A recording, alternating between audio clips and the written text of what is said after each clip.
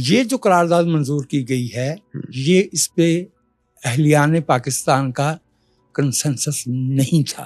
Nation state مذہبی بنیاد پہ ہوتی نہیں, ریپبلک نہیں کہلا سکتی. ہاں لیکن پارٹیشن تو اسی بنیاد پہ ہوئی تھی, مذہب کی نہیں, بنیاد پہ. پارٹیشن اس بنیاد پہ اگر ہو رہی تھی تو پھر کیبنٹ مشن پلان کیسے کیوں مانا تھا کہ ہمیں پاکستان کی حاکمیت پاکستان کے عوام کے علاوہ کسی اور کے لیے قبول نہیں ہے.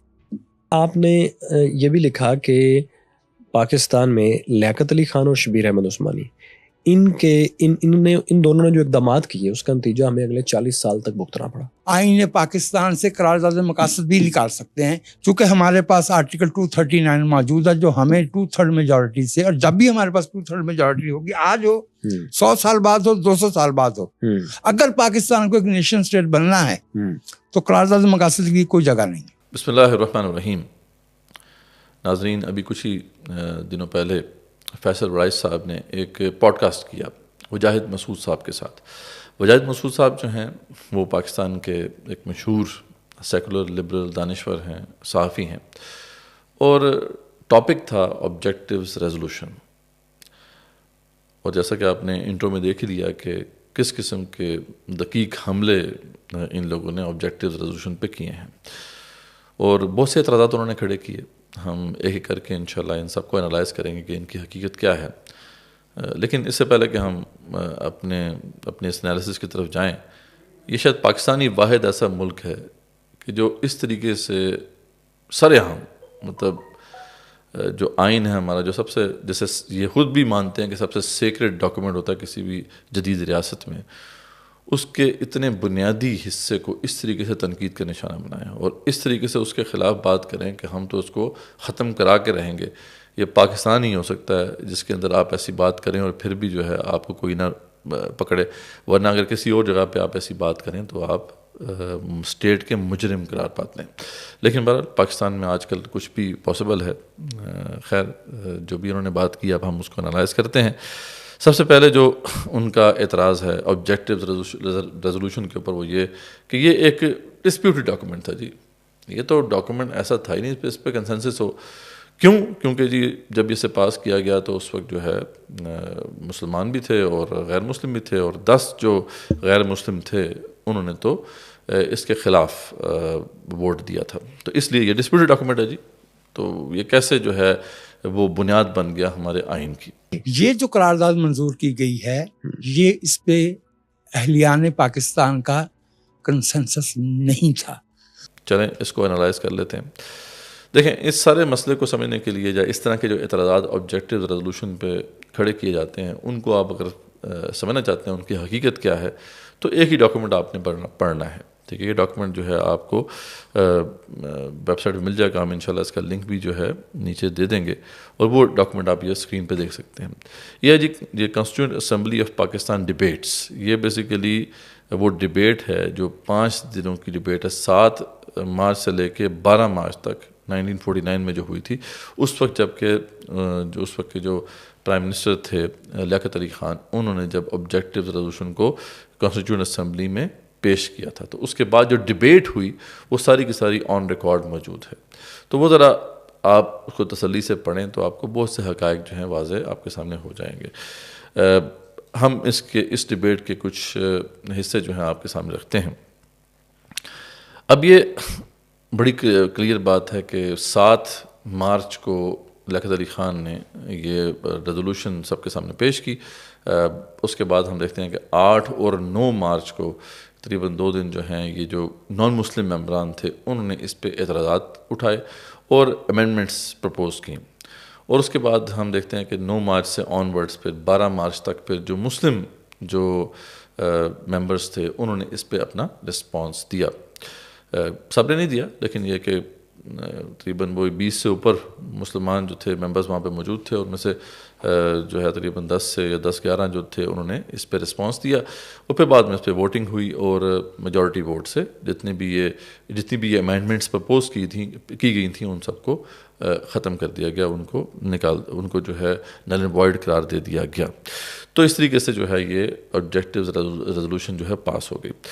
اب یہاں پہ جو اعتراض اکثر کیا جاتا ہے, اور یہ آج کی بات نہیں ہے, ہمیشہ سے جو سیکولرز اور لبرلز ہیں وہ اعتراض کھڑا کرتے ہیں کہ دیکھیے نان مسلمز نے اس کو ایکسیپٹ نہیں کیا تھا. تو ہم کیسے اس کو مانیں؟ نان مسلم نے اس کو ایکسیپٹ اس لیے نہیں کیا تھا کیونکہ وہ ان کا ایکسیپٹ نہ کرنا بنتا تھا، کیونکہ اس کے اندر بالکل واضح طور پہ یہ بتایا گیا تھا کہ سوورینٹی بلانگز اونلی ٹو اللہ سبحانہ وتعالیٰ. تو وہ تو اللہ کو نہیں مانتے، تو انہوں نے تو اعتراض کرنا تھا کہ بھی ہمیں آپ ایسے آئین کے والے سے کہہ رہے ہیں کہ ہم اس کو ایکسیپٹ کریں کہ جس میں اس گاڈ کا ذکر ہے جس گاڈ کو ہم نہیں مانتے. ٹھیک ہے، لیکن جب انہوں نے سب نے اعتراضات کھڑے کیے تو اس کے بعد جوابات جو دیے گئے ذرا ان کو آپ پڑھیں کہ اس میں کیا جسٹیفیکیشنز دی گئی ہیں. آپ کو واضح نظر آئے گا کہ جیسے اب دیکھیں کہ یہ جو مختلف لوگوں نے اس کے اوپر رسپانس دیا، اس میں سب سے پہلا رسپانس تو تھا شبیر احمد عثمانی رحمۃ اللہ علیہ کی طرف سے تھا، اور اس کے بعد پھر ہم دیکھتے ہیں کہ یکے بعد دیگرے مختلف جو لوگ تھے انہوں نے اپنا رسپانس دیا. اس میں اشتیاق حسین قریشی تھے، انہوں نے اپنا رسپانس دیا. پھر ڈاکٹر محمود حسین تھے، پھر نور احمد ہیں، انہوں نے رسپانس دیا. پھر بیگم شائستہ سہروردی اکرام اللہ تھی جنہوں نے اس پہ رسپانس دیا. پھر مسٹر نذیر احمد خان تھے، ڈاکٹر عمر حیات ملک تھے، عبدالرب نشتر تھے. اس طرح کے جو لیڈران تھے مسلم لیگ کے، ان سب نے اس پہ اپنا رسپانس دیا. اور اب دیکھیں گے اس رسپانس میں کہیں پر بھی ان لوگوں نے اس طرح کے الفاظ استعمال نہیں کیے کہ دیکھیں جی یہ جو غیر مسلم ہیں ان کو تو ہم مانتے نہیں، یہ تو ذمی ہیں اور ان کو سیکنڈ گریڈ سٹیزن ہم بنا کے رکھیں گے. یہ سب لوگ جو تھے یہ ایجوکیٹڈ کلاس سے تعلق رکھتے تھے اور یہ اس بات کو سمجھتے تھے، اس کی سینسٹیوٹی کو سمجھتے تھے کہ نان مسلم جو ہیں ان کے کنسرنز ہوں گے. سب نے دیکھیں جتنے بھی یہ رسپانسز آئے ہیں سب نے سٹارٹ یہاں سے کیا کہ ہم اپنے جو بھائی ہیں، اپنے جو ساتھی ہیں ان کے کنسرنز کو سمجھتے ہیں کہ وہ اس پہ جو ہے کنسرن ہیں کہ ان کے ساتھ کیا بنے گا اگر اسلام کو بنیاد بنایا جاتا ہے. تو سب نے جو ہے دلائل دیے ہیں کہ اسلام کی تو ایک بڑی زبردست روایت رہی ہے اس حوالے سے، ہماری تو ٹریڈیشن ہی یہ رہی ہے کہ ہم نے سب سے بڑھ کر جو ہے نان مسلم کا خیال رکھا ہے. تو یعنی یہ رسپانس تھا سب کی طرف سے. تو اس سے بالکل واضح ہو جاتا ہے کہ یہ بات جو نان مسلم ممبران کی طرف سے آئی تھی بہرحال وہ آنا بنتی تھی، وہ اس کو ایکسیپٹ نہیں کر سکتے تھے. لیکن سب نے یہی جواب دیا کہ بھئی ہم تو تحریک اسی بنیاد پہ لے کے کھڑے ہوئے ہیں، ہم نے تو پاکستان حاصل ہی اسی لیے کیا ہے کہ ہم نے اسلام نافذ کرنا ہے. تو یہ تو ایسا نظریہ ہے کہ جس سے ہم جو ہے واپس نہیں ہو سکتے. ظاہر بات سب نے جواب دینا تھا، سب جو ہے یہ ریپرزینٹ کر رہے تھے ان مسلمانوں کو کہ جن کو یہ لیڈ کر کے یہاں تک لے کے آئے تھے. یعنی پاکستان بن گیا ہوا ہے نا، 1947 میں پاکستان بن گیا ہوا ہے اور 1949 میں جو ہے یہ بحث ہو رہی ہے. تو یہ سب لوگ کیا کہہ رہے ہیں کہ دیکھیں ہم تو اسی مقصد کے لیے ہم نے ساری تحریک چلائی تھی، اسی وجہ سے لوگوں نے ہماری بات پر لبیک کہا تھا اور یہاں تک بات پہنچی اور پاکستان بنا ہے. تو ہم یہ کیسے ہو سکتا ہے کہ اسلام کی بات نہ کریں یا اسلامی اسٹیٹ جو ہے اس کو بنانے کی کاوش نہ کریں؟ تو یہ تو نہیں ہو سکتا. لیکن ہم آپ کو یہ گارنٹی دیتے ہیں کہ آپ کے جو حقوق ہیں جو اسلام نے طے کیے ہیں وہ آپ کو ضرور ملیں گے. تو یعنی یہ ڈسپیوٹڈ ڈاکومنٹ پر کیسے ہو گیا؟ جنہوں نے نہیں مانا وہ نان مسلم تھے، انہوں نے ویسے بھی نہیں ماننا تھا. اصل بات یہ ہے کہ میجورٹی جو تھی جو مسلمانوں کی تھی انہوں نے اس بات کو انڈورس کیا اور یہ جو ریزولوشن تھی وہ پاس ہو گئی. اور بعد میں ہم دیکھتے ہیں کہ جب یہی ریزولوشن جو تھی اس کے بیس پہ پھر آئین بنے اور پھر خاص طور پہ 1973 کا آئین بنا تو اس کو تو سب پارٹیز نے مانا، اس پہ کنسنسس ہوا. تو یہ بات کہنا کہ یہ ڈسپیوٹڈ ڈاکومنٹ ہے اور اس لیے ہم اس کو نہیں مانیں گے تو یہ بالکل بھی بات جو ہے یہ لاجیکل نہیں لگتی ہے. اچھا، اس کے بعد ہم دیکھتے ہیں کہ جو دوسرا ان کا اعتراض ہے اور وہ گھسا پٹا اعتراض ہے جو تمام لبرلز اور سیکولرز کی طرف سے پیش کیا جاتا ہے کہ جی اصل تو ہم مانیں گے قائد اعظم کی جو اسپیچ تھی جو کانسٹیٹیوشن اسمبلی کو انہوں نے کی تھی 11 اگست کو، تو اس کو ہم مانیں گے صحیح طریقے سے. اب وہ 11 اگست کی ایک ہی اسپیچ ہے اور یہ خود لبرلز اور سیکولرز جو ہیں ان کے اندر جو کچھ تقریبات حق بات کرنے والے لوگ ہیں وہ مانتے ہیں کہ لے دے کے آپ کے پاس اس پورے عرصے میں صرف یہی ایک اسپیچ ہی بچتی ہے. اور سب سے اہم بات یہ ہے کہ جب وہ دستور ساز اسمبلی کے فلور پہ کھڑے ہو کے بات کر رہے تھے that was the official policy statement. اور اس اسپیچ کا بھی ایک تناظر ہے، ایک کانٹیکسٹ ہے. ڈاکٹر اشتیاق احمد جو کہ جنا بک کے آتھر بھی ہیں وہ اس پہ بڑا واضح جو ہے ایک موقف اپنا رکھتے ہیں کہ وہ بتاتے ہیں کہ وہ کیا تناظر تھا جس میں قائد اعظم کو یہ بات کہنا پڑی. ورنہ قائد اعظم نے کہیں پہ بھی جو ہے یہ بات نہیں کی کہ ہم ایک سیکولر اسٹیٹ بنانا چاہتے تھے. اور یہ خود جو سیکولرز اور لبرلز جیسے میں نے آپ کو بتایا آپ اس بات کو تسلیم کرتے ہیں. وہ ایک ہی ہے کہ ہندوز ول سیز ٹو بی ہندوز. وہ وہاں پہ ایک ڈیکوریٹو قسم کی اسپیچ تھی اور اس کی بیک گراؤنڈ میں نے بتائی ہے ایک اور بندے کو 35 ملین اگر وہ وہاں سے انڈیا سے نکال دیتے مسلمان تو پاکستان کرش ہو جاتا اس کے ویٹ کے اندر. یہاں سے تو صرف 6 ملین جاتے نا ایسٹ پاکستان اور ویسٹ پاکستان کے کاؤنٹ کر کے 6.5 ملین, بٹ وہاں سے تو 35 ملین آنے تھے. So Quaid Azam was a very realistic man also that Pakistan would be untenable.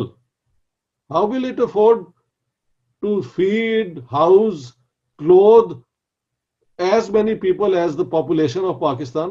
70 million تھے کوئی Pakistani, 42 million in East Pakistan and 33 million in West Pakistan. تو 35 million میں سے 5 million چلے جاتے ایسٹ پاکستان کو بہار سے اور اس طرف سے, باقی تو ادھر ہی آنے تھے نا جیوگرافکلی اور زبان کے حوالے سے ویسٹ پاکستان میں. تو جتنی پاکستان کی ویسٹ پاکستان کی پاپولیشن ہے اتنے اور آ جاتے, تو کہاں سے فیڈ کرتے, یہ کہاں ان کو ہاؤس کرتے, کتنے ہندوؤں کو بھگا دیتے اور ان کی پراپرٹیز کو کیپچر کر لیتے. So it was not the arithmetic which suited Pakistan. So 11th August is a very practical speech to convince the Indian government کہ do not force the Muslims out. لیکن پتہ نہیں کیوں اجاز مسعود صاحب نے پھر دوبارہ سے اسی کو ریفر کیا, جی ہم تو اسی کو مانیں گے, وہی ہمارے لیے جو ہے وہ اصل میں آبجیکٹیو ریزولوشن ہماری وہ ہے. کیسے وہ ہے؟ وہ تو قائد اعظم کی ایک سپیچ تھی اور ایک خاص کانٹیکسٹ میں وہ سپیچ تھی, اس کو کیسے آپ مان رہے ہیں؟ اور جس پہ مسلمانوں کے جو ریپرزینٹیوز ہیں ان کا کنسنسس ہوا ہے اس کو آپ تسلیم نہیں کر رہے, یہ بڑی عجیب بات ہے.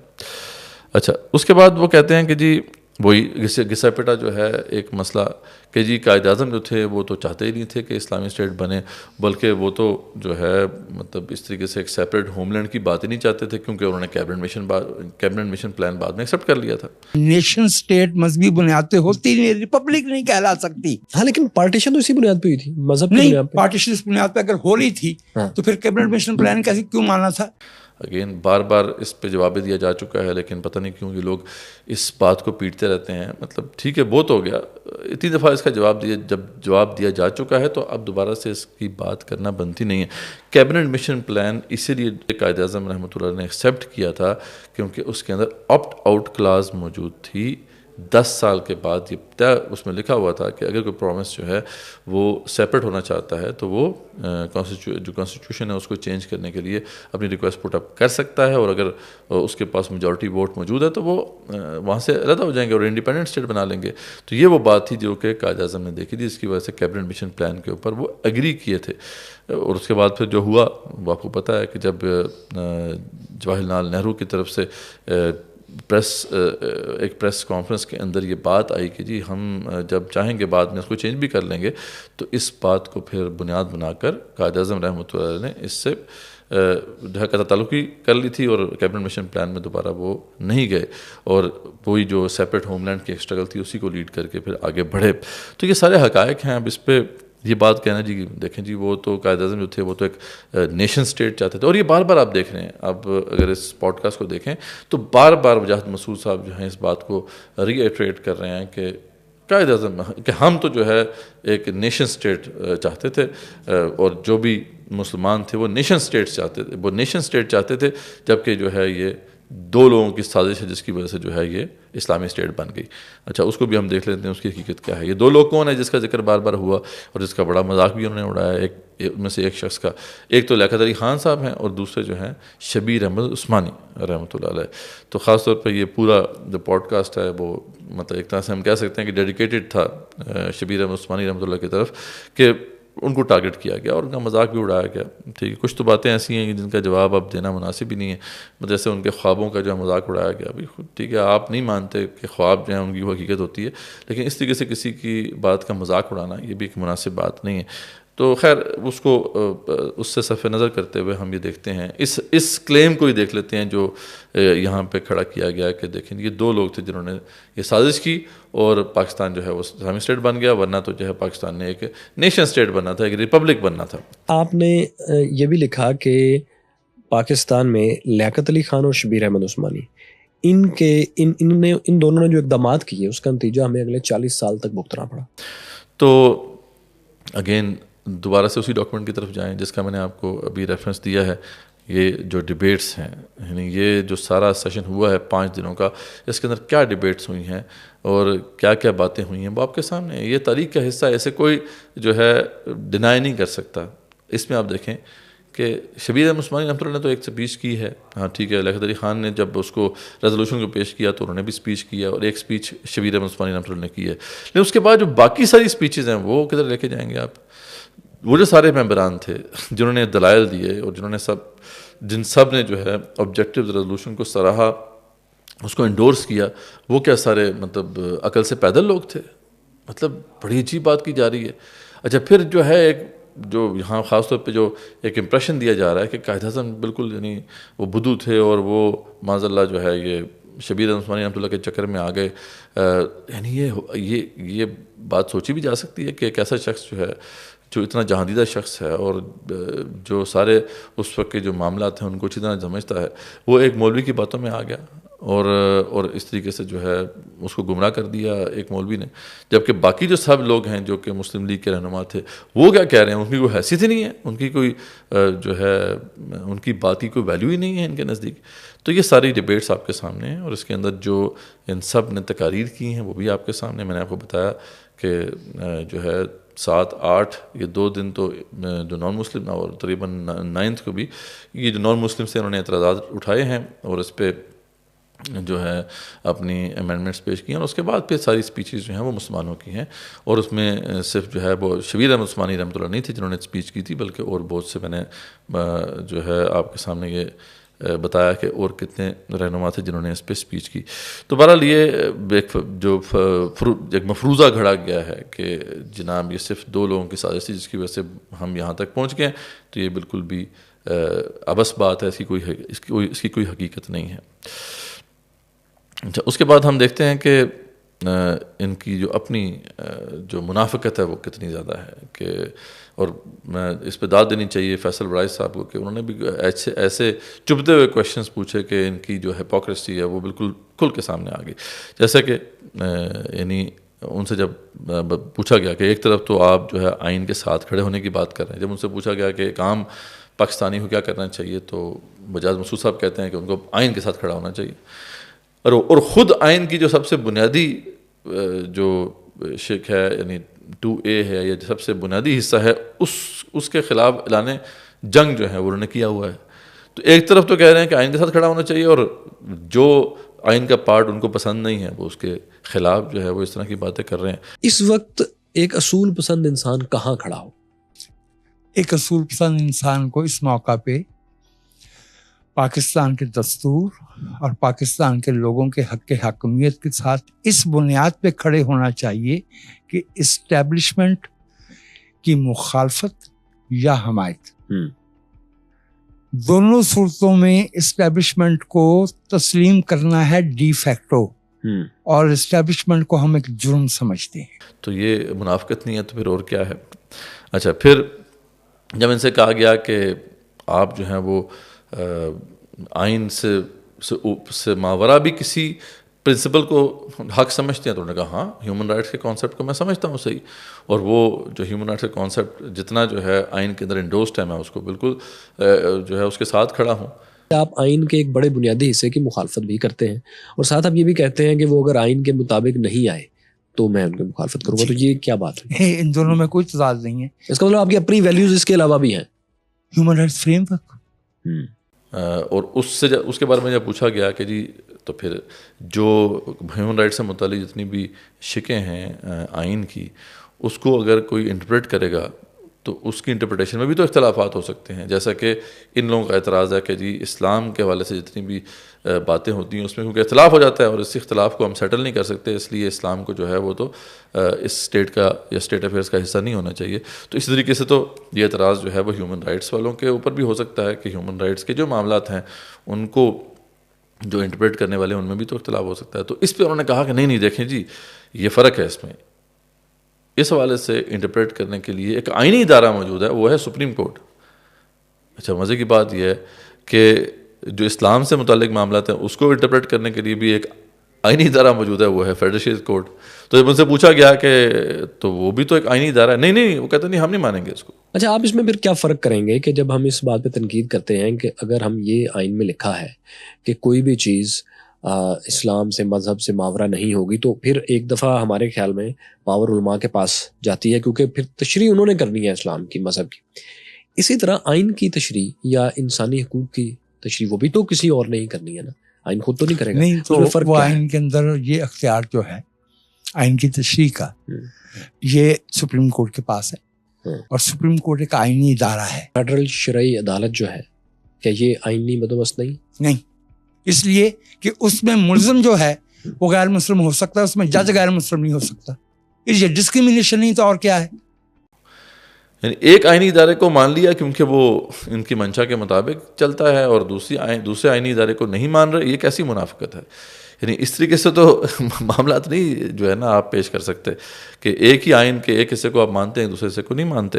پھر اسلامی عدالتی کونسل جو ہے اس کے بارے میں بھی انہوں نے باتیں کی کہ جی یہ تو اس کا تو وجود ہی ڈسپیوٹڈ ہے، اس کو تو ہونا ہی نہیں چاہیے. بھائی وہ تو ہے نا، ایک آئینی ادارہ موجود ہے، تو آپ کیسے کہہ سکتے ہیں اسے نہیں ہونا چاہیے؟ آپ کا اپنا موقف ہے، آپ بیان کرتے رہیں، لیکن یہ ہے کہ یہ تو نہیں ہو سکتا کہ آپ ایک طرف تو کہیں کہ آئین کو ہم نے لے کے چلنا ہے، آئین کے ساتھ کھڑا ہونا ہے، اور دوسری طرف آئین کی جو شکیں آپ کے منشا کے مطابق نہیں ہیں آپ اس کے خلاف بات کرتے ہیں. تو یہ کیسی منافقت ہے؟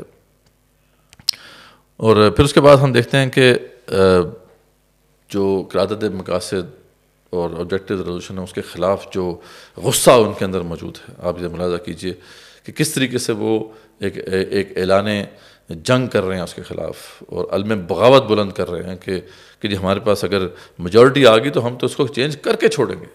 ٹھیک ہے جی، اور اگر ہم نے ایک نیشن سٹیٹ بننا ہے تو آبجیکٹیو ریزولوشن کی کوئی جو ہے جگہ نہیں ہے آئین کے اندر.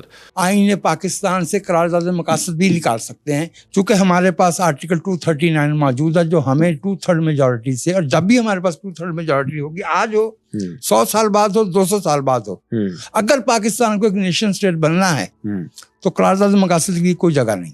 ہم کیوں آپ کی بات مان لیں؟ اب ہوتے کون ہیں پاکستان کے معاملات کو ڈکٹیٹ کرنے والے؟ پاکستان کو جو بنایا گیا ہے وہ پاکستان موومنٹ کے ذریعے سے بنایا گیا ہے. پاکستان موومنٹ کے جو لیڈران ہیں، چاہے وہ علامہ اقبال ہوں، چاہے وہ قائد اعظم ہو رحمۃ اللہ علیہ، یا پھر دیگر جو مسلم لیگ کے رہنما ہیں، شبیر احمد عثمانی رحمۃ اللہ ہیں، یا ٹھیک ہے آپ شبیر احمد عثمانی رحمۃ اللہ کو تو نہیں مانتے نہیں نا کہ وہ فاؤنڈنگ فادرز میں سے ہیں، تو باقی جو سب لوگ ہیں، عبدالرب نشتر ہیں، اور یہ سب لوگ جن کا ذکر میں نے کیا، وہ سب جو ہیں انہوں نے ایک ہی ایشو کے اوپر یہ تحریک چلائی تھی، اور یہ تھی کہ مسلمانوں کو ایک سیپریٹ ہوم لینڈ چاہیے، اور جب وہ ہمیں مل جائے گا تو ہم اس کے اوپر اسلام کا حکم نافذ کریں گے، اسلام کی حکومت نافذ کریں گے. تو یہ بات جو ہے آپ تسلیم نہیں کر رہے ہیں، یہ اور اس کے بالکل خلاف آپ جا رہے ہیں. تو بہرحال یہ بات بالکل واضح ہے کہ تاریخ تو یہی ہے اور یہی رہے گی، اس سے آپ آگے پیچھے نہیں ہو سکتے. آپ اپنی مرضی سے جو کچھ کرنا چاہتے ہیں کریں. یہ لوگ جو تھے اسی مقصد سے وہ کھڑے ہوئے، اسی وجہ سے انہوں نے تحریک چلائی، لاکھوں لوگوں نے اسی وجہ سے ان کی بات پر لبیک کہا اور اپنے گھروں کو چھوڑا، لاکھوں لوگوں نے قربانیاں دیں. اصل جو ہے ان کا حق ہے کہ ان کے منشا کے مطابق پاکستان کو چلایا جائے.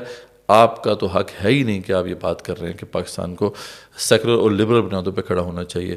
یہ آپ اور جو فیصل بڑائچ صاحب ہیں، جتنے بھی آپ کے ساتھی ہیں، وہ کوشش کرتے رہیں، انشاءاللہ آپ کو جو ہے اس میں کوئی فائدہ نہیں ہوگا. اور دوسری ایک اور بات بھی آپ کو بتاتے چلے کہ ایک آئین کے اندر ایک گرانڈ نارم بھی ہوتا ہے، اور یہ تھیوری جو ہے وہ جو لیگل بیک گراؤنڈ رکھنے والے وہ جانتے ہیں کہ ہر کانسٹیٹیوشن کے اندر کوئی ایسا پارٹ بھی ہوتا ہے کہ جو ڈکٹیٹ کرتا ہے کہ باقی اس کے پارٹس کیسے مرتب ہوں گے. تو اس کو آپ چینج نہیں کر سکتے، ایون 2/3 میجورٹی سے بھی آپ چینج نہیں کر سکتے. یہی اصول ہے. اور اس میں جو Asma Jilani versus government of Pakistan ایک کیس تھا جو PLD 1972، اس کیس کے اندر یہ اسٹیبلش ہو جاتا ہے کہ پاکستانی کانسٹیٹیوشن کا جو گرانڈ نارم ہے جسے چینج نہیں کیا جا سکتا، وہ کیا ہے؟ وہ آبجیکٹیوز ریزولوشن ہی ہے. لیکن چلیں اس پہ پھر کبھی بات ہوگی، ابھی اتنا کافی ہے کہ جو بھی اعتراضات کھڑے کیے گئے ہیں اس کی حقیقت آپ کے سامنے میں نے کوشش کیا کہ کھل جائے. اس کو آپ ضرور دیکھیں، انالائز کریں، دونوں طرف کے دلائل کو دیکھیں اور خود فیصلہ کریں کہ یہ جو اعتراضات کیے جا رہے ہیں ان کی کیا بنیاد ہے. جزاکم اللہ خیر.